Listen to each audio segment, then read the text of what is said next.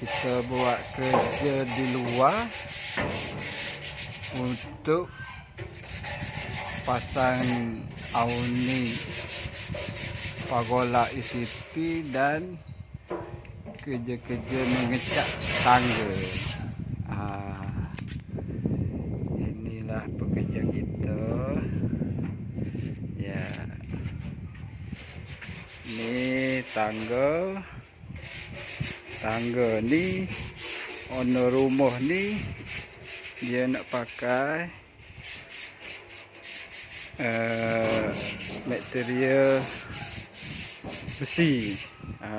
Dia tak nak pakai kayu. Dia kata kos banyak pakai kayu dan kerja dia pula rumit. Jadi kita showcase kepada owner rumah ni pakai besi. Besi kos dia pun tidaklah mahal sangat.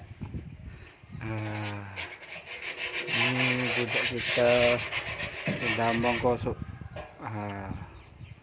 buang karat dulu, lepas tu baru kita cat. Ni dia rumah dia pun unik, semua dia punya dinding ni pakai kayu. Dia buat rumah ni ala orang dulu-dulu. Ni yang depan ni pun kita sudah pasang awning.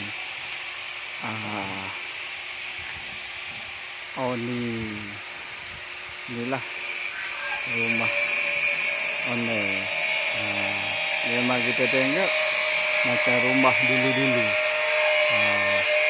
Rumah antik. Dan pagar tangga atas pun, pagar blender tangga atas pun kita akan pasang juga. Tapi next time. Okey, itu sahaja dulu untuk